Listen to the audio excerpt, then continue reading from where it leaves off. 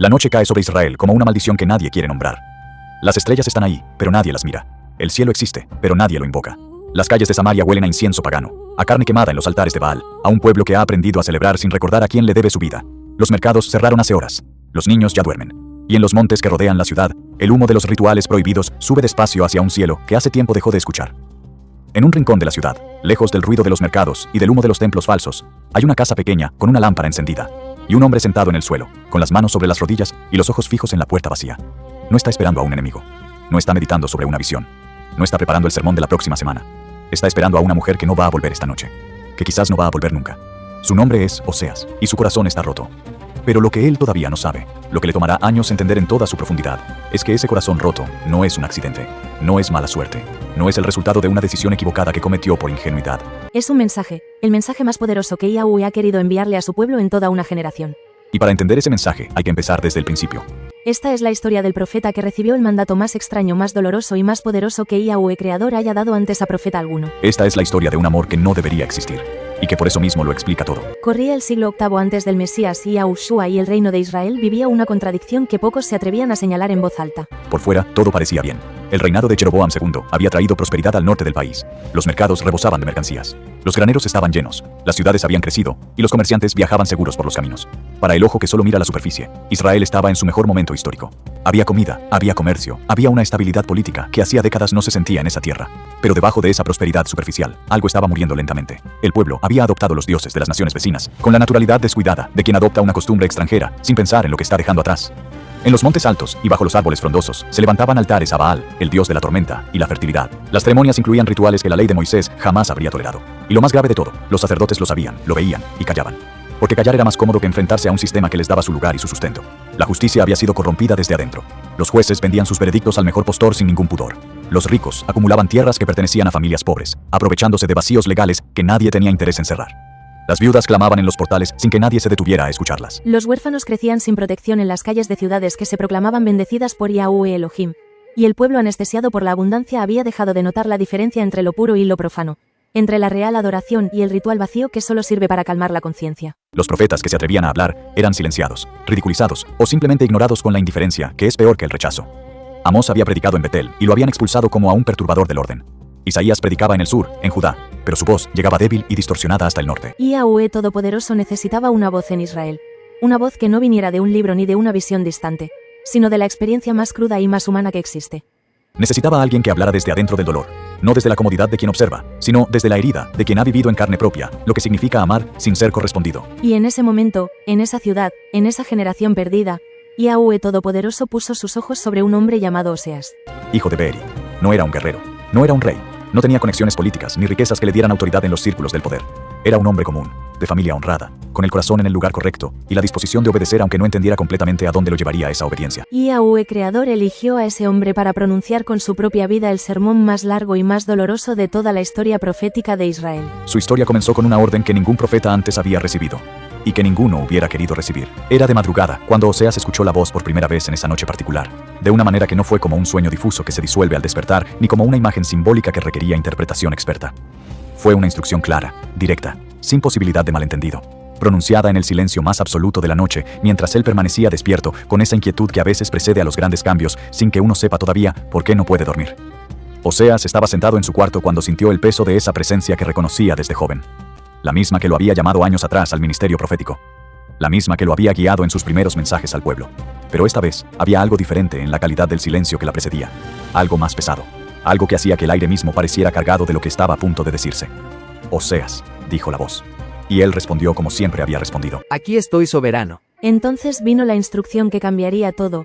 Ve, toma por esposa a una mujer de prostitución y ten hijos de prostitución, porque la tierra se ha prostituido alejándose de mí. Era el silencio de alguien que acaba de recibir un golpe que no esperaba, y que necesita unos segundos para procesar lo que escuchó, para verificar que no malentendió, para buscar una interpretación alternativa que hiciera la instrucción más razonable o más llevadera. Oseas pensó que quizás era una metáfora. Oseas pensó que quizás Yahweh le estaba pidiendo que predicara un mensaje usando esa imagen, pero no que tomara una decisión real de vida.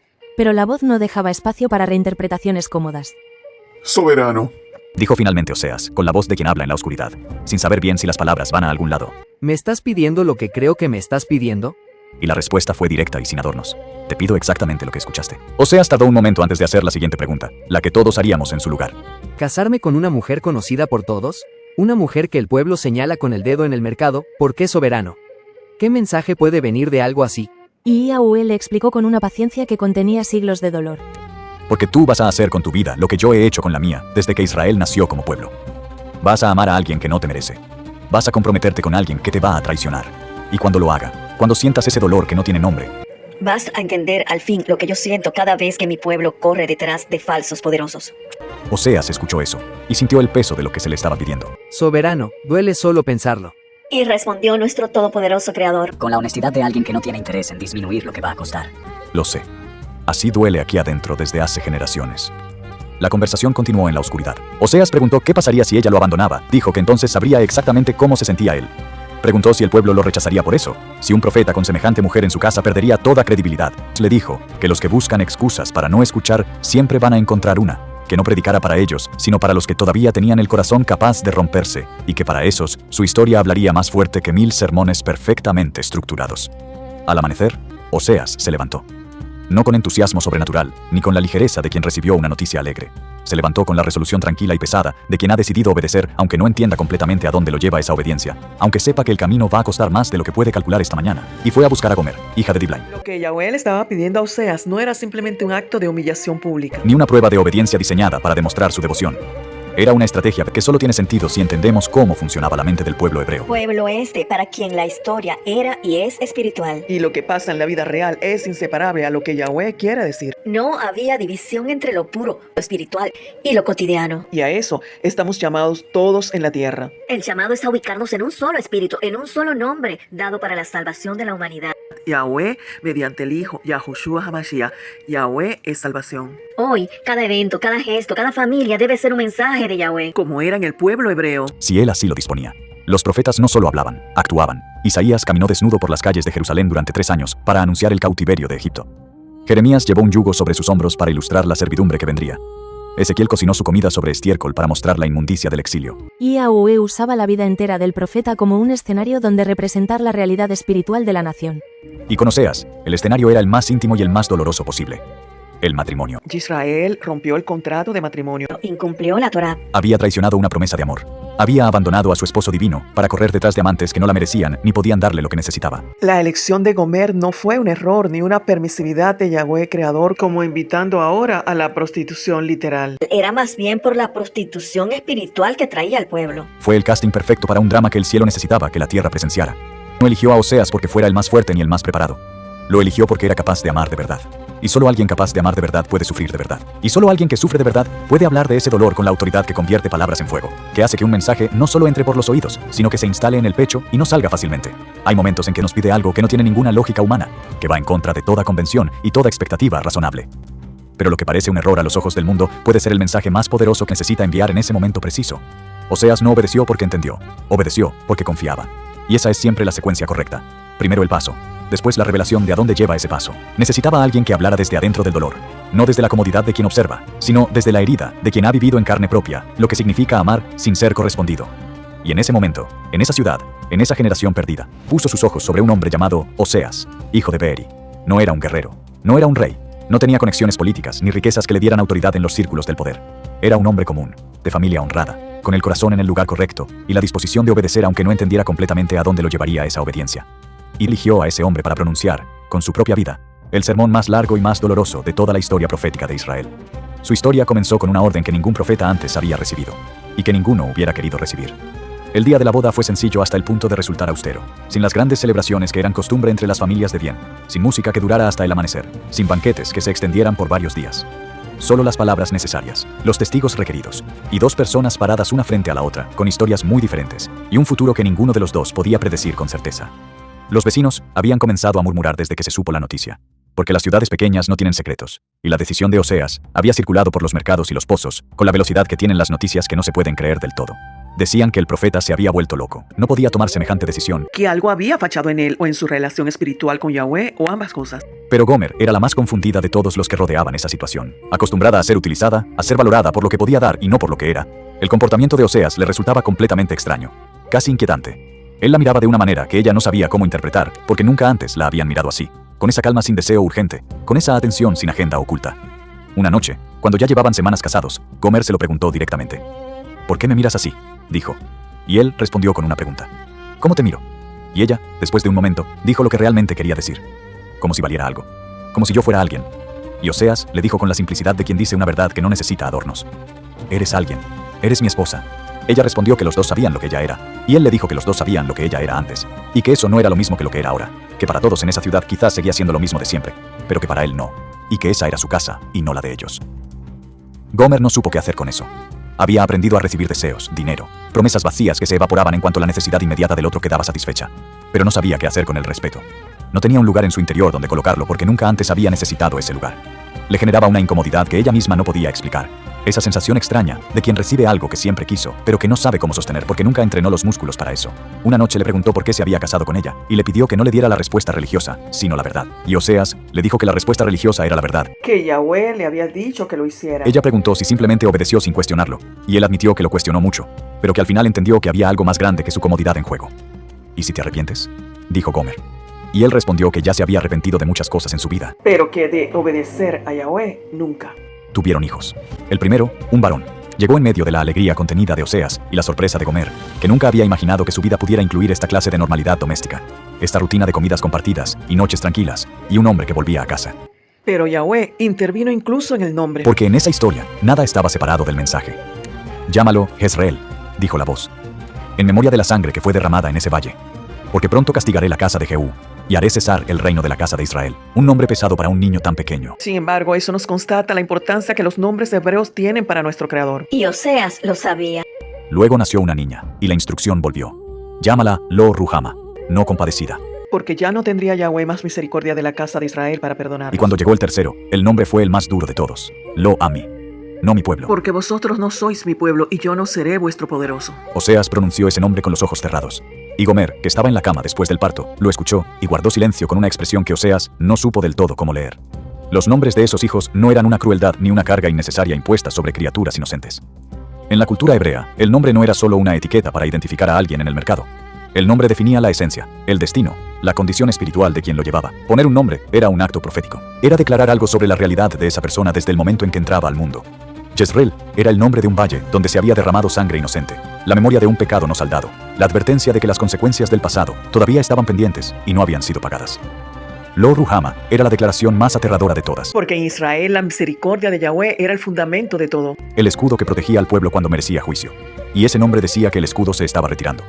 Y Lo Ami era el último peldaño. La suspensión formal del pacto que Yahweh Todopoderoso había establecido con el pueblo de Israel en el Sinaí. Pronunciada no con ira fría, sino con el dolor de alguien que ha esperado demasiado y ya no puede seguir esperando sin consecuencias. Pero hay algo que los lectores superficiales de Oseas pierden, algo que se esconde en los versículos siguientes y que cambia el significado de todo lo anterior. Inmediatamente después de esos 3 nombres devastadores, Nuestro poderoso añade una promesa que invierte todo lo que acaba de decir. Que llegará el día en que Lo Ami será llamado Hijo del Todopoderoso Viviente. Que Lo Ruhama será llamada Compadecida. que Jezreel dejará de ser un nombre de juicio para convertirse en un nombre de siembra y cosecha nueva. Los nombres de juicio siempre cargaban en el corazón de Yahweh la semilla del nombre de restauración. Yahweh Todopoderoso no siempre habla desde las nubes con voz de trueno. A veces, habla desde el interior de una familia rota, desde la cuna de un niño con un nombre difícil, desde la mirada de una mujer que no sabe todavía lo que vale. Y lo que parece condenación puede ser, cuando se lee completo y con paciencia, el primer movimiento de una historia que termina de manera completamente diferente a como empieza. Necesitaba a alguien que hablara desde adentro del dolor, no desde la comodidad de quien observa, sino desde la herida de quien ha vivido en carne propia, lo que significa amar sin ser correspondido. Y en ese momento, en esa ciudad, en esa generación perdida, Yahweh puso sus ojos en un hombre llamado Oseas. Hijo de Beeri. No era un guerrero, no era un rey, no tenía conexiones políticas ni riquezas que le dieran autoridad en los círculos del poder. Era un hombre común, de familia honrada, con el corazón en el lugar correcto y la disposición de obedecer aunque no entendiera completamente a dónde lo llevaría esa obediencia. Y Yahweh escogió a ese hombre para pronunciar con su propia vida El sermón más largo y más doloroso de toda la historia profética de Israel. Su historia comenzó con una orden que ningún profeta antes había recibido, y que ninguno hubiera querido recibir. Pasaron los meses. Oseas cumplía su labor de profeta, viajaba a las ciudades vecinas, predicaba en las plazas, regresaba a la casa que compartía con Gomer y los niños. Y en cada regreso notaba algo diferente en ella, una distancia que crecía en sus ojos con cada semana que pasaba. Una inquietud en sus manos cuando él trataba de estar cerca. Una forma de mirar hacia la ventana, hacia la calle, hacia afuera, como si el espacio de esa casa honrada se hubiera convertido lentamente en una jaula que ella no recordaba haber elegido. Oseas lo veía. Lo notaba en los pequeños gestos, en el silencio que adquiría una textura diferente cuando él entraba al cuarto, en esa forma que tiene el distanciamiento de instalarse antes de que nadie lo nombre. Pero elegía la esperanza sobre la evidencia. Elegía creer que era el cansancio de los hijos pequeños, o la dificultad de adaptarse a una vida que era completamente diferente a la que había conocido antes. Una tarde, Oseas regresó antes de lo esperado de un viaje a una ciudad vecina. La puerta estaba abierta, la lámpara apagada, los niños dormidos solos en su cuarto, y Gomer no estaba. El criado que cuidaba la casa bajó la cabeza cuando Oseas entró y miró a su alrededor sin entender completamente todavía lo que estaba viendo. ¿Dónde está ella?, preguntó con una voz que intentaba sonar ordinaria. Y el criado no pudo responder de inmediato. El silencio del criado duró lo suficiente para que Oseas entendiera que lo que venía no era una explicación fácil. «Habla», dijo, «de la manera que sea, pero dilo». Y el criado, sin levantar la vista, dijo que se había ido esa tarde, cuando los niños se durmieron, que tomó algunas cosas y se fue, que no estaba sola. Oseas preguntó con quién, y el criado dijo que era un hombre que había estado pasando por ahí varias veces en las últimas semanas, que él había intentado decírselo antes, pero no había encontrado el momento. «No tiene importancia», dijo Oseas. «Está bien». Pero no estaba bien. El silencio que siguió a esas palabras fue el silencio más ruidoso que el criado había escuchado jamás en esa casa. Oseas se quedó parado en el centro del cuarto, mirando la puerta abierta, como si todavía esperara que ella apareciera en el umbral con alguna explicación razonable. No apareció, con la honestidad desnuda de un hombre que está al límite de lo que puede sostener con elegancia. Expresó: «Soberano, esto es demasiado». Y respondió Yahweh: «Sí, lo sé». Luego le preguntó si sabía que eso iba a pasar. Y respondió Yahweh: «Sí». Y entonces, Oseas preguntó por qué no lo había advertido, por qué no le había dicho desde el principio que esto era lo que venía. Y respondió con una pregunta: ¿habrías obedecido si te lo hubiera dicho desde el principio?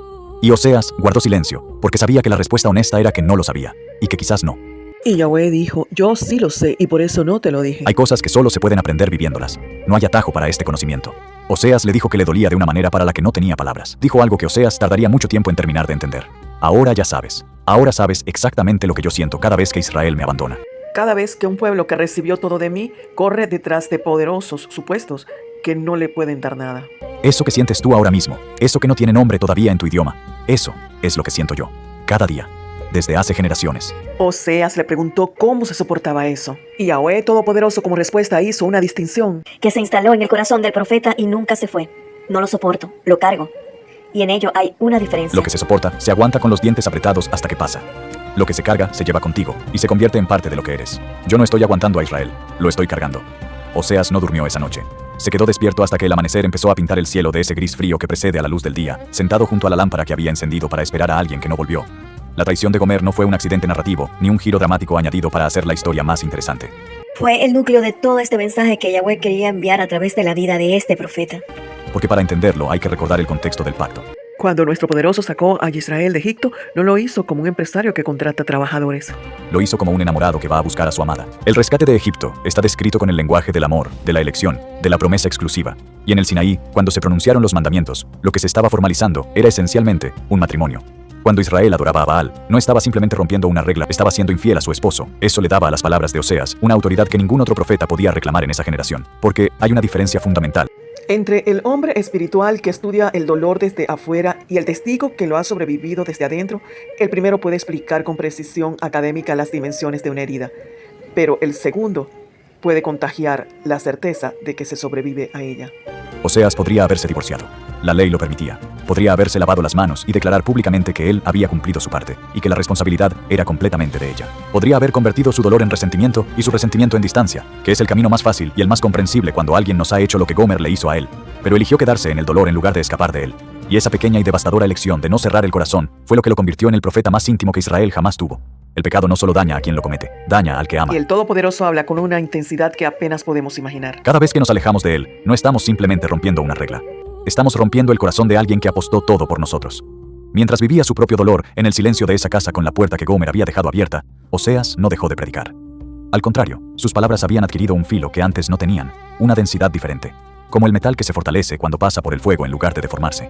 Ya no hablaba desde la distancia cómoda de quien analiza la situación espiritual de otros, como si él estuviera por encima de ella. Hablaba desde adentro de la herida, con la autoridad específica de quien no está describiendo algo que estudió, sino algo que está viviendo en este momento. Y eso cambiaba todo en la manera en que sus palabras llegaban. Un día, en la plaza del mercado de Samaria, cuando el lugar estaba lleno de comerciantes y compradores, y el ruido normal de la vida cotidiana llenaba el aire con voces y animales y el sonido de las transacciones, Oseas se detuvo en el centro de todo ese movimiento y empezó a hablar. Escucha, Israel, el soberano Yahweh tiene pleitos con los habitantes de la tierra. No hay verdad, ni misericordia, ni conocimiento de nuestro Creador Yahweh en medio de vosotros. Solo perjurio, mentira, homicidio, robo y adulterio. Se cometen violencias y hay muerte tras muerte. La gente empezó a detenerse.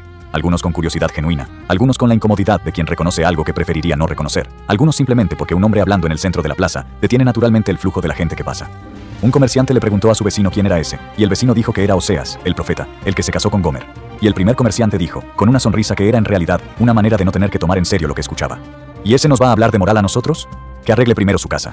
Pero Oseas no había venido a debatir. Continuó. Mi pueblo fue destruido porque le faltó conocimiento. Por cuanto desechaste el conocimiento, yo te echaré del sacerdocio. Y porque olvidaste la ley de tu poderoso, también yo me olvidaré de tus hijos. Un hombre de aspecto próspero se abrió paso entre la multitud con la confianza de quien está acostumbrado a que le abran paso. Profeta, guardemos las proporciones, dijo con una sonrisa condescendiente que llevaba incorporado el argumento antes de pronunciarlo. Israel está en su mejor momento. Mira los mercados, mira las cosechas, mira las ciudades que han crecido. Si Yahweh Todopoderoso estuviese tan enojado como describes, ¿no crees que ya lo hubiésemos notado de alguna manera? Y Oseas lo miró sin apresurarse y respondió: la prosperidad no es señal de aprobación divina. Es a veces la última misericordia antes del juicio. El árbol que va a ser cortado puede tener sus mejores frutos justo antes de caer. El hombre próspero se encogió de hombros como quien descarta un argumento sin tomarse el trabajo de refutarlo.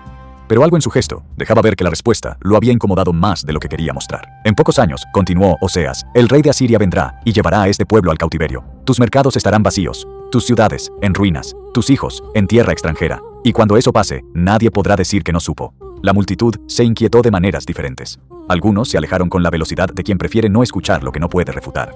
Otros permanecieron en ese estado incómodo de quien quiere irse pero no puede porque algo en las palabras que acaba de escuchar se le ha enganchado en algún lugar del pecho. Una mujer mayor, con el rostro marcado por años de trabajo honrado y el gesto suave de quien ha sobrevivido mucho sin amargarse, se acercó cuando la multitud comenzó a dispersarse. Profeta, dijo en voz baja, yo recuerdo cuando mi madre me hablaba de los tiempos de Moisés. De cuando el Todopoderoso caminaba con su pueblo de una manera que todo el mundo podía sentir. ¿Crees que todavía es posible volver a algo así? Y Oseas, con la misma calma con la que le respondió a Yahweh Creador en la oscuridad de su cuarto, le respondió: por eso estoy aquí. No vine a anunciar la destrucción como quien la disfruta. Vine a decirles que la puerta todavía está abierta. Venid y volvamos a Yahweh. Él arrebató, y nos sanará, hirió, y nos vendará. Y el hecho de que estés aquí escuchando, me dice que tu corazón todavía es capaz de romperse. Y eso es exactamente lo que se necesita. La predicación de Oseas en el mercado de Samaria no fue recibida con conversiones masivas, ni con arrepentimientos colectivos que justificaran el esfuerzo. Como ocurre siempre con las palabras verdaderas que incomodan, la mayoría eligió el camino más fácil: ignorarlas con la indiferencia educada que es más difícil de penetrar que la hostilidad declarada. Pero la predicación de Oseas tenía algo que la hacía diferente a todo lo que el pueblo había escuchado antes. Y no era solo el contenido sino la fuente. Todos en Samaria sabían lo de Gomer. Las ciudades pequeñas no tienen secretos. La historia del profeta que se casó con la mujer de mala reputación y que ahora predicaba sobre la infidelidad de Israel era demasiado evidente para que nadie lo pasara por alto. Y esa obviedad era precisamente el poder del mensaje. Porque cuando Oseas hablaba del Todopoderoso abandonado por su pueblo, Nadie podía acusarlo de estar inventando emociones que no conocía. Todos habían visto su cara cuando Gomer desapareció. Y si ese hombre, con todo ese dolor a cuestas, Seguía hablando de un Elohim que ama y espera. y que todavía tiene la puerta abierta, eso no era teoría. Eso era testimonio.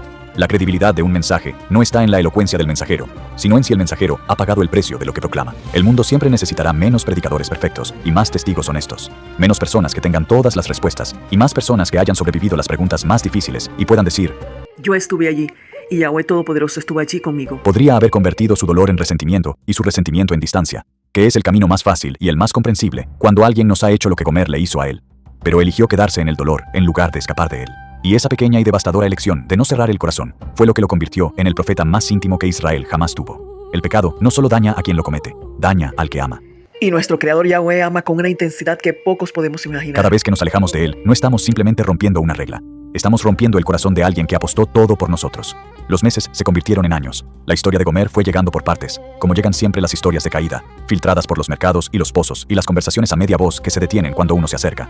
Se supo primero que había estado con un hombre en Samaria, luego que ese hombre la había dejado, luego que había pasado a otro, y otro. Cada situación más precaria que la anterior. Cada paso más abajo en una escalera que no tiene un límite claro, hasta que uno llega al fondo y descubre que el fondo existe. Hasta que llegaron las noticias que Oseas temía con una mitad de sí mismo y esperaba con la otra. Esa mitad que todavía no había aprendido a no esperar nada. Un vecino llamado Gehazi vino a verlo una tarde con el gesto de quien carga un mensaje que preferiría no tener que entregar.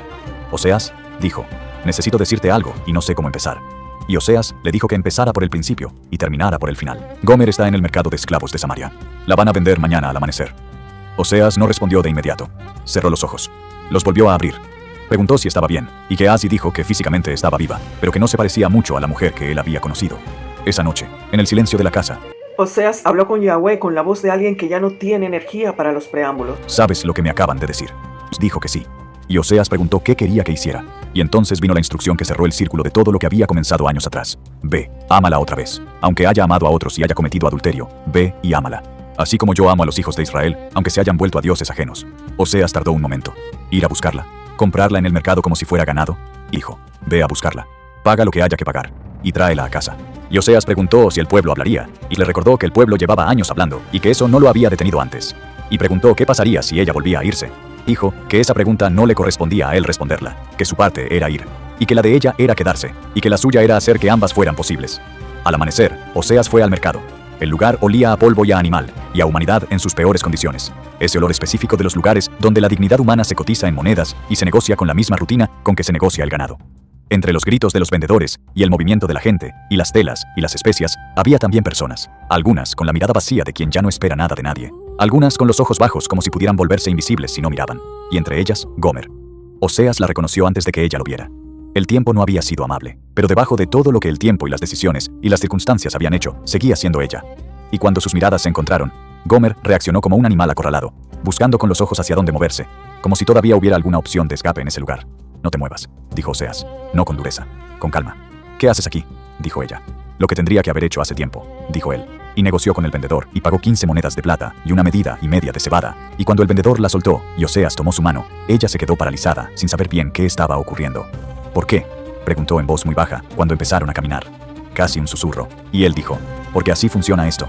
Ella le dijo que lo había abandonado, que lo había traicionado, que había destruido todo lo que él había construido, que cómo podía hacer lo que estaba haciendo. Y él dijo simplemente, camina. Caminaron juntos por las calles de Samaria con toda la mirada de la ciudad sobre ellos, y cuando llegaron a la casa, él le dio agua y ropa limpia, y le dijo con la claridad de quien ha pensado mucho en lo que va a decir. Lo que pasó, pasó. No voy a hablar de eso ahora ni nunca. Lo que importa es esto. Vas a quedarte aquí conmigo. Como mi esposa, no como mi esclava. Yo no voy a buscarte a otra mujer. Y tú no vas a ir detrás de otros hombres. Vamos a empezar de donde estamos. Ella preguntó por qué seguía haciendo eso. Que no tenía ninguna obligación. Que ya había cumplido. Que podría haberla dejado ir. Y él dijo, porque te amo. Eso no depende de lo que tú hagas. Nunca ha dependido de eso. Y ella dijo que eso no era normal. Y él dijo, no, no lo es. Pero yo tampoco soy un hombre normal. Soy un hombre del Todopoderoso Viviente. Yahweh me enseñó a amar de esta manera para que pueda explicar al pueblo lo que él siente por ellos. La escena de Oseas comprando a Gomer en el mercado de esclavos es uno de los momentos más poderosos de toda la literatura profética. No por lo que dice, sino por lo que muestra.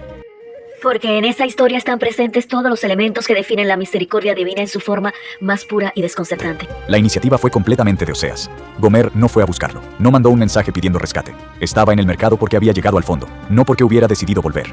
El precio fue real. Oseas no negoció para pagar menos, no buscó un descuento, pagó lo que pidieron. El favor no es gratuito en el sentido de que no costó nada, Sino que es gratuita para quien la recibe, porque alguien más pagó el costo completo. No hubo condiciones previas. Oseas no le preguntó a Gomer si estaba arrepentida antes de comprarla. No le pidió que prometiera nada antes de tomar su mano. La trajo a casa primero y el resto vendría después. Y restauró su dignidad antes de hablar de su responsabilidad. Le dio agua, le dio ropa, le dijo que era su esposa y no su esclava, porque la identidad correcta tiene que preceder a la corrección de la conducta. Nadie merece ser amado de esa manera. Ese es exactamente el punto.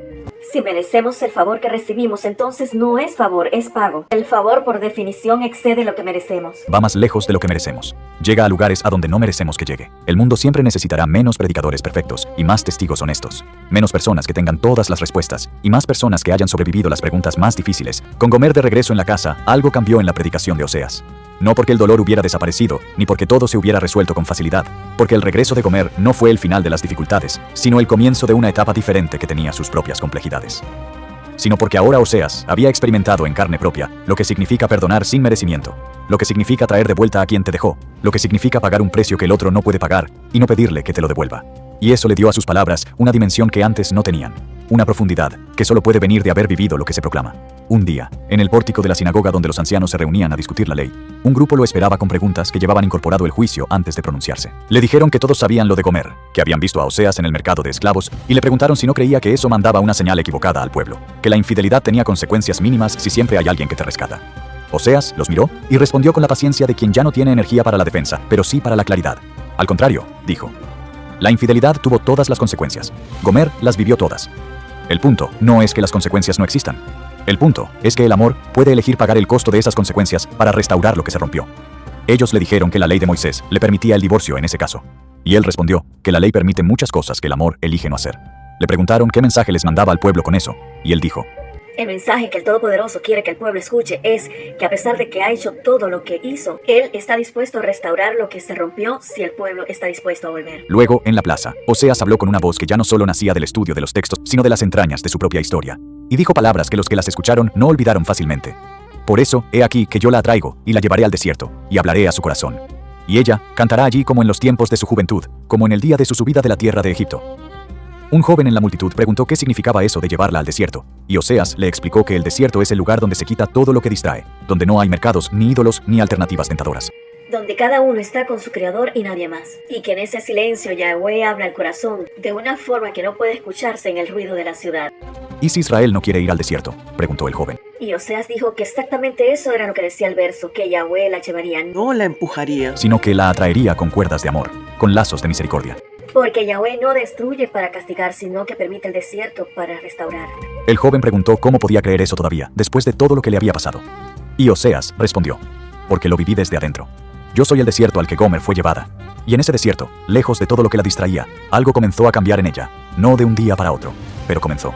Y eso es todo lo que el amor necesita para trabajar. Un comienzo. Un anciano que había estado escuchando en silencio, preguntó si todavía era posible para Israel después de todo lo que había hecho. Y Oseas dijo, ¿cómo podré abandonarte, oh Efraín? ¿Cómo podré entregarte, oh Israel? Mi corazón se conmueve dentro de mí, se enciende toda mi compasión. Porque el Todopoderoso soy, no un hombre. Y Oseas dijo que sí, y que lo creyó porque él mismo lo había sentido cuando miró a Gomer en ese mercado. Mi corazón se conmovió dentro de mí. Y soy solo un hombre. Imagina lo que siente él. Las palabras de Oseas en esa plaza tenían una estructura que nacía directamente de su experiencia. Primero, el diagnóstico honesto del problema. Luego, la motivación de la revelación de Yahweh para actuar de todas formas. Y finalmente, la invitación al retorno. No era manipulación emocional ni retórica calculada. Era el orden lógico del amor que sana. Porque para sanar primero necesitas saber dónde estás. Luego necesitas saber que hay alguien dispuesto a ir a buscarte ahí. Y luego necesitas saber que el camino de vuelta existe y está abierto. El capítulo 2 del libro de Oseas contiene una de las promesas más hermosas de todo el Antiguo Testamento. Que Yahweh le dará a Israel el valle de Acor. Que en hebreo significa Valle de la Desgracia, y lo convertirá en puerta de esperanza. El mismo lugar que era símbolo de fracaso, convertido en umbral de entrada al futuro. Eso era exactamente lo que Oseas estaba viviendo en su propia casa. El lugar que había sido símbolo de su mayor humillación, el regreso de Gomer por el mercado de esclavos, estaba siendo convertido en el testimonio más poderoso de su ministerio. Porque el pueblo podía ignorar argumentos, podía refutar doctrinas, pero no podía ignorar lo que veía con sus propios ojos. Y los mejores argumentos siempre son los que se pueden señalar con el dedo y decir, míralo, ahí está, funcionó. El arrepentimiento no es un ritual ni una fórmula que se pronuncia en ciertos momentos con cierto tono de voz correcto. Es un movimiento. Es el movimiento de un corazón que estaba lejos y decide dar media vuelta. Y Yahweh, como Oseas en ese mercado, No espera en el punto de partida con los brazos cruzados hasta que llegues completamente purificado. Sale a buscarte, te atrae. Y cuando das media vuelta, ya lo encuentras más cerca de lo que esperabas. Los años pasaron sobre Oseas, como pasan sobre todos los profetas. Lentamente y con peso, marcando el cuerpo con la evidencia de todo lo que fue cargado. Él continuó predicando. Continuó viviendo con Gomer con la complejidad cotidiana de dos personas que han pasado por el fuego juntas y han elegido quedarse. Continuó criando a sus hijos con nombres que eran mensajes y que con el tiempo adquirieron la carga adicional de ser explicados a otros niños en el mercado. Y continuó viendo cómo Israel ignoraba las advertencias con la obstinación tranquila de quien no cree que el desastre pueda ocurrirle a él específicamente. Los signos eran cada vez más claros para quien quería verlos. La política exterior se deterioraba. Los reyes de Israel buscaban alianzas con Egipto, como quien corre al médico cuando el enfermo ya está en la agonía. Demasiado tarde para que el remedio cambie el curso de lo que viene. Y los profetas que se atrevían a señalarlo eran cada vez menos escuchados en los círculos donde se tomaban las decisiones. Una tarde, en la casa de un anciano escriba que había sido su maestro en la juventud, Oseas habló de lo que veía venir con la claridad de quien ya no tiene nada que perder siendo honesto. La Asiria está mirando hacia el norte de Israel como un cazador mira a su presa, dijo. Tiglat-Pileser no va a detenerse en los reinos del sur, va a seguir hasta aquí. El escriba le dijo que muchos profetas habían dicho cosas así antes y la vida había seguido. Y Oseas respondió, esta vez es diferente. Los reyes de Israel ya no confían en buscan alianzas con Egipto y mandan mensajeros al faraón como quien busca agua en el desierto. Pero Egipto no puede salvar a Israel. Solo Yahweh Elohim puede, pero a Yahweh solo pocos lo están buscando. El escriba le preguntó qué debería hacer el pueblo en ese momento si quisiera cambiar el curso de lo que Oseas describía. Y el profeta respondió con la sencillez de alguien que ha destilado años de experiencia en pocas palabras. Volver. Simplemente, volver. Volveos a mí con todo vuestro corazón, con ayuno, con lloro y con lamento. Rasgad vuestro corazón y no vuestros vestidos. No hay ningún gesto complicado, no hay ningún proceso largo, solo media vuelta del corazón. Eso es todo lo que se necesita. El escriba preguntó qué pasaría si el pueblo no volvía. Y Oseas dijo que entonces lo que había escrito se cumpliría. Que Efraín volvería a Egipto, que en lo que respecta a Siria comería cosa inmunda, que sus sacrificios ya no serían agradables, que su prosperidad se convertiría en ruinas. El escriba guardó silencio por un momento. Es un futuro muy oscuro, dijo. Y Oseas asintió. Sí, Pero no es el último futuro. Después de todo lo que describo viene otra cosa, que Israel será como vid plantada en lugar fértil. Crecerá como el olivo. Su fragancia será como el Líbano. Volverán a habitar bajo su sombra. Vivirán del trigo y florecerán como la vid. El escriba lo miró durante un momento largo. ¿Tú crees eso de verdad, Oseas? Después de todo lo que has vivido y todo lo que describes, ¿crees que restaurará este pueblo? Y Oseas respondió sin dudar. Lo creo con la misma certeza con que creo que Gomer está en mi casa esta noche. Si pude ir a buscarla yo, siendo solo un hombre, ¿cuánto más puede ir a buscarlos él, siendo quien es? Lo que Oseas no podía saber esa tarde, sentado en la casa del escriba, era que sus palabras sobrevivirían mucho más que Israel. Que cuando el reino del norte cayera ante Asiria, exactamente como él había predicho, y las ciudades quedaran vacías y el pueblo fuera llevado a tierras extranjeras, el libro que llevaba su nombre sería preservado con cuidado por escribas, que entendían que esas palabras no eran solo para una generación. Las generaciones del exilio, sentadas junto a los ríos de Babilonia, sin entender por qué les había ocurrido lo que les había ocurrido. Necesitaban textos que les recordaran que Yahweh Elohim no las había olvidado. Que el exilio no era el final, que había un esposo que todavía esperaba su regreso. Y ese texto era el de Oseas. Sus palabras fueron citadas por Jeremías y por Ezequiel. Fueron retomadas por Yahushua, nuestro Mashiach de Nazaret. Que citó directamente a Oseas cuando habló de la misericordia de sobre el sacrificio. Fueron interpretadas por Pablo en sus cartas. Fueron estudiadas por la iglesia durante 2000 años. El profeta que había predicado en un mercado de Samaria y había comprado a su esposa con 15 monedas de plata, terminó pronunciando palabras que todavía resuenan en el siglo XXI, porque la verdad no envejece, y el amor que no sabe rendirse nunca deja de ser relevante para ninguna generación que haya necesitado alguna vez ser buscada y traída de regreso. Le dijo a Oseas que había leído todo lo que estaba escrito bajo su nombre, que lo había estudiado con cuidado, Que sus maestros lo habían comentado verso por verso. pero que había una pregunta que ningún comentario y ningún maestro había podido responderle de manera satisfactoria. Pregunta, dijo Oseas con la paciencia de quien ya no tiene nada que defender. Y Usías preguntó lo que todos querían preguntar, pero pocos se atrevían a formular directamente. ¿Valió la pena? Todo el dolor, la traición, los años de incertidumbre, comprarla en el mercado, el pueblo que no escuchó, Israel que cayó de todas formas en manos de Asiria.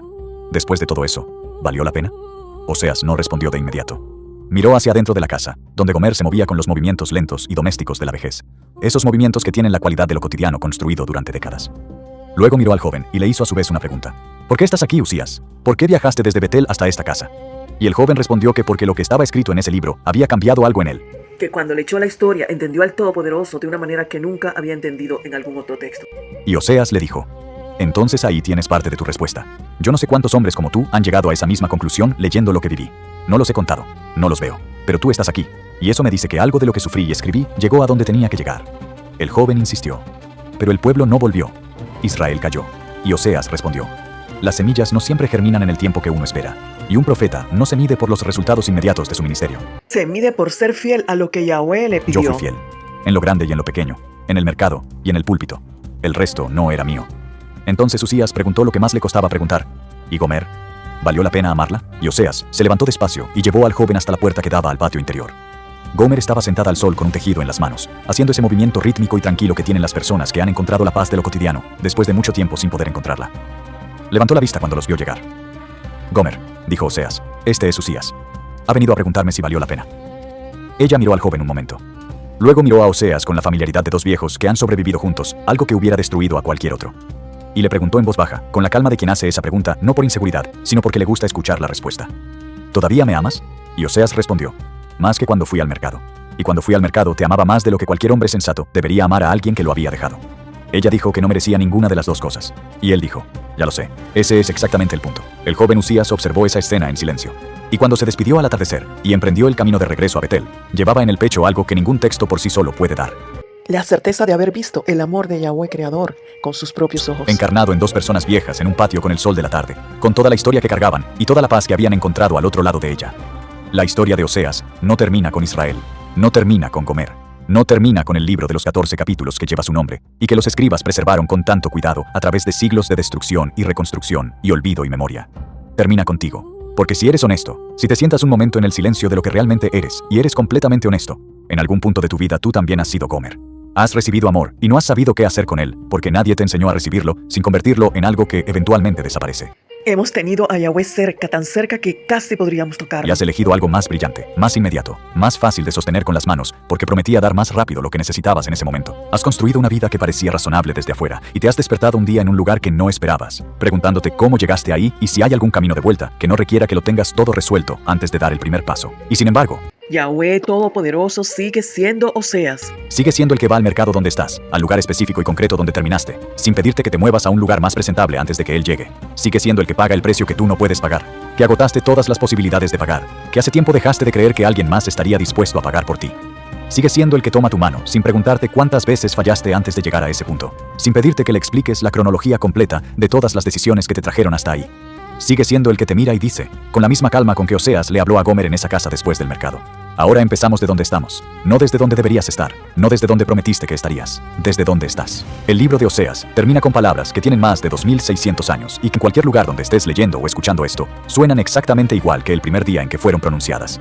Vuelve, oh Israel. Vuelve al soberano creador, Yahweh Eloheinu, porque por tu pecado has caído. Llevad con vosotros palabras de súplica, decid, quita toda iniquidad y acepta el bien. El que es sabio entenderá estas cosas, y el prudente las comprenderá. Porque los caminos del soberano son rectos y los justos caminarán por ellos. No necesitas llegar limpio.